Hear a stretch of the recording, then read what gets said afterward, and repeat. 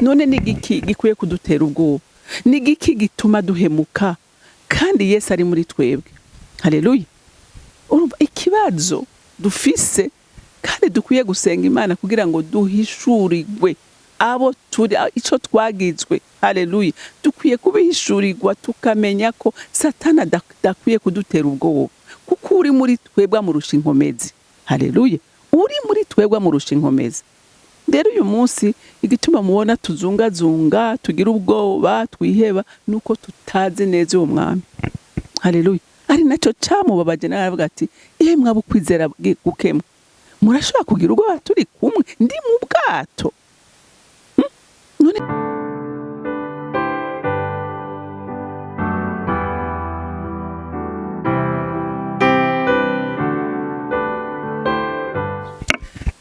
bakunzi bahori CANAAN TV, ndanezerewe kandi gusubira guhura namwe ngo tuganire ijambo ry'Imana.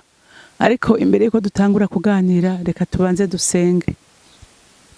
Mana data rugira byose uri mu ijuru, nje imbere yawe nguhimbaza, nje imbere yawe ngutazira, nje imbere yawe mwami Imana ngushimira urukundo rwawe, ngushimira ubuntu buhebuje watugiriye. Watugize abana mu rugo, watugize abaraganwa na Kristo, watugize abakomeye ntaco twari turi, ariko ico turi nico watugize Mana. Ese cyo mu muntu wese agatahura icari mu bwami, akamenya ko ari umwana w'Imana, kandi umwana mu rugo atakintu na kimwe gikwiye kumutera ubwoba. Mwami wanje Mana yanje, ndakwinginze unyemerere kuri uyu munsi no kubw'ijambo tugiye kuganira, unyemerere abana b'Imana riduhumura amaso kandi ridukomeze kandi ritwereke ico turi nico twagizwe mu bwami. Mana ndagushimiye kandi ndakuninahaje, icubahiro cyose n'amashimwe yose aba yawe mu izina rya Kristo Yesu senze nizeye kuvyumvise. Amen, amen. Rero ijambo Imana yampaye kuganira namwe uyu munsi riravuga ngo ntutinye, uri udasanzwe, ntutinye, umwami Yesu ari muri wewe, nta kintu na kimwe cyo gushobora. Haleluya. Haleluya. Abana b'Imana uyu munsi turagira ubwoba, tukiheba, tukihebura. Yesu yaturaba agatangara, akamenya ati ni gute bashobora kugira ubwoba ndi kumwe nabo. Haleluya. Ariko ico duha uyu munsi umuntu akimenya, akamenya n'uwo bari kumwe. Haleluya. Kwata kintu na kimwe cyo mukora kahari.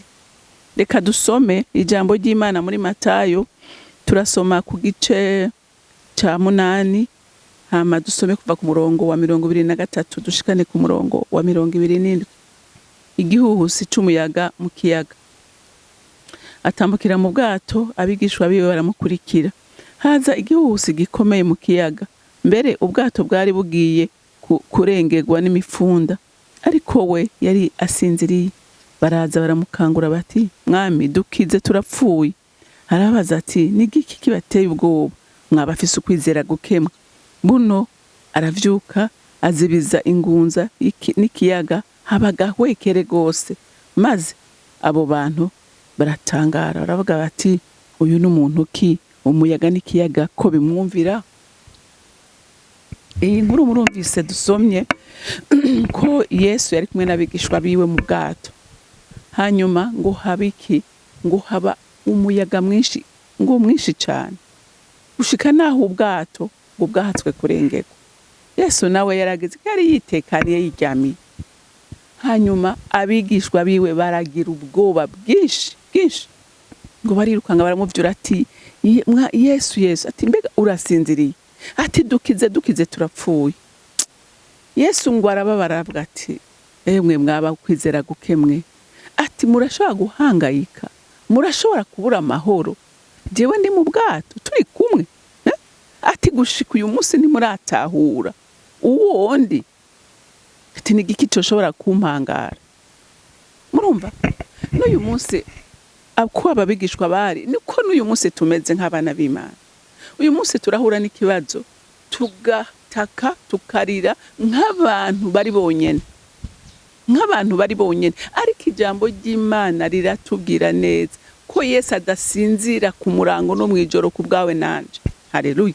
Ntasinzira, ahora ari maso. Kandi uyo nawe nyene yarivugiye ngo sinzobata ngo sinzobareka, ngo ariko nzobana namwe gushika ku mpera y'isi. None ni igiki gikwiye kudutera ubwoba? Ni igiki gituma duhemuka kandi Yesu ari muri twebwe? Haleluya. Urumva ikibazo dufise kandi dukwiye gusenga Imana kugira ngo duhishurirwe abo turi ico twagizwe. Haleluya. Dukwiye kubihishurirwa tukamenya ko Satana dakwiye kudutera ubwoba, kuko uri muri twebwe amurusha inkomezi. Haleluya. Uri muri twebwe amurusha inkomezi. Rero uyu munsi igituma mubona tuzungazunga, tugira ubwoba, twiheba, nuko tutazi neza uwo mwami. Haleluya. Ari naco camubabaje naravuga ati mwaba ukwizera gukemwa, murashobora kugira ubwoba turi kumwe ndi mu bwato. None natwe uyu munsi tugira ubwoba gute Yesu ari kumwe natwe? Nuko tutamumenye, ariko yaba by'ukuri abamumenye nta bwoba. Nigeze kumva inkuru ngo y'umukozi w'Imana ngo yari umuntu asenga cyane, ngo hanyuma ngo umunsi umwe ngo abadayimoni baza kumutera, baje kumutera ngo arava ko hari abakinzi bari ngaho, wowe ngo taramubwira ngo nta nubwo wamushobora kuntera, ngo acafata agashuka ke warifuka. Urumva kuko arazi neza yuko arinzwe. Haleluya. Hari ingabo nyinshi ku buzima bwawe n'ubwanje ziduteramira, zitugendanira aho tuja hose. Haleluya. Rero ngo nta n'agaciro yabihaye, ariko hariho uwundi ashobora no kubona gusa gaserebanye.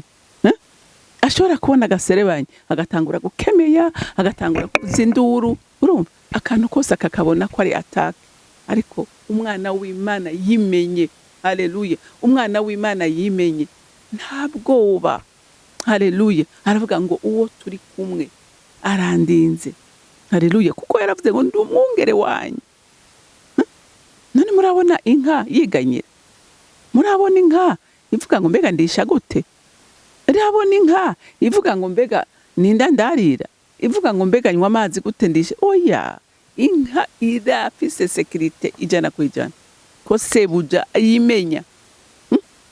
Haba muci sebuja aramenya ingene aja kurondera hari umuyonga, hari ubwatsi bwiza, aragira inka yiwe, kuko inka irizeye shebuja. Natwe nk'abana b'Imana dukwiye kwizera databuja, dukwiye kwizera umwami wacu, tukamenya ko aturinda, kuko ari nyuma y'ijambo ryiwe. Haleluya. Yarivugiye ngo sinzobareka, ngo nzobana namwe gushika ku mpera y'isi. Rero ikibazo mbona dufise nk'abana b'Imana, dufise ikibazo cyo kutimenya n'ukutamenya uwo turi kumwe. Haleluya. N'ukutamenya uwo turi kumwe. Muze muraba umwana ari kumwe na se, abafise assurance ya sécurité totale.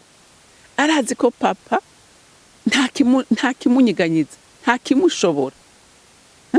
Niyo kubisa umuturagaro, naho arambona abana yakubise umuturagaro ubona acasimbira kuri mama cyangwa ajya mu mutamana wa mama wiwe cyangwa agasimbira kuri papa we, ko arazi ko papa atakimushobora. Rero n'Imana yakigomba ko tuyizera nk'abo bana, tuyizere ko atakintu na kimwe gishobora kutunyiganyiza turi kumwe nawe.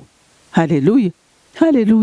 Hariho abagore n'abagabo by'ukuri bamwizeye, baramumenya, atakintu na kimwe kibatera ubwoba. Ahubwo ngo ni ikigaragazo ahubwo kije, ahubwo avuga ati ahubwo ngira ndugi grade. Yes, ngira ndugi grade, kuko abaza ati ubu ngira mpangane, kandi uko umuntu atsinda urugamba niko akomera, niko aduga. Haleluya. Kuko utagwanye none wo kwevariwa gute? Umuntu bamwevariwa mu bigeragezo ku rugamba, n'abasirikare kuri abaduza amapete, kuko abagwanye bagatsinda. Haleluya. Bakagwana ahantu hakomeye, intambara ikomeye bakayitsinda, barabaduza amagrade. Rero natwe kugira ngo tuduge, kandi Imana yacu ivuga ati kabisa ndafise umusirikare w'ukuri, uko wemera ukagwana kandi wizeye ko utegerezwa gutsinda. Haleluya. Kuko uwo turi kumwe arakomeye usumba uri mwisi. Rero ngo Yesu bamukanguye waravyuka agira iki? Ngo acecekesha uyu muyaga. haleluya, acecekesha uwo muyaga ngo bose baratangara ati uyu muntu n'umuntu kimwumvise ko batari bamuzi ntibari bamuzi ngo acecekesha ngo iyo ngunza y'umuyaga ngo habaga hwekera ngo baratangara. Haleluya. Henge nkubwire nawe nagira ndakubwire ngo ni wagira ukwizera ukamenya icuri abantu bose bazokwama bagutangarira. Haleluya. Bazokwama bagutangarira batangazwa n'inyifato ugira mu bigeragezo n'intsinzi ukurayo. Haleluya. Kubera iki? Kubera ushikamye, kubera utababayika. Erega hari abantu iyo bari mu bibazo utangara ukibaza ati none uyu by'ukuri yaramenye Imana cyangwa nayo yamenye. None ko Yesu yatubwiye ngo mu isi rimwe amagaragazwa irimo ibyago byinshi, ariko araduhumuriza ati naho bimeze uko ati ntimutinye ndaranesheje urupfu na kuzimu, Satani ntabatera ubwoba, narabinesheje ibyo byose. Kandi aranavuga ati n'imbaraga nkore zanzuye mu bapfuye sindadisubiranye mu ijuru ndazibasigiye namwe muzikoresha.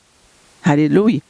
Murumva ko tutamenya natwe n'ubushobozi buri muri twebwe, ntabwo tumenya, ariko yaba twabumenya by'ukuri tuba dukwiye kuvuza inturu, tuba dukwiye kwidoga, tuba dukwiye gushikama tukavuga ngo nta kidushobora.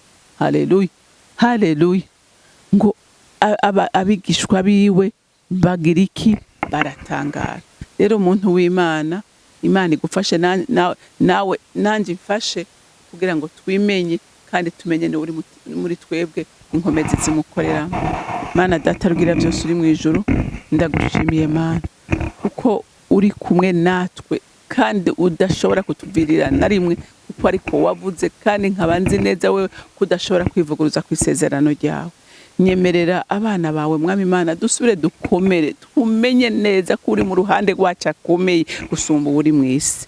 Mwami wanje Mana yanje ndagushimiye rero kubw'ijambo ryawe rikomeze kutuganza twese, nta micubahiro n'ishimwe bibi byawe, nkaba ndabisenze ndabyizeye kuvyumvise mu izina rya Kristo Yesu. Amen, amen. Mwarahezagiwe, mugire umunsi mwiza.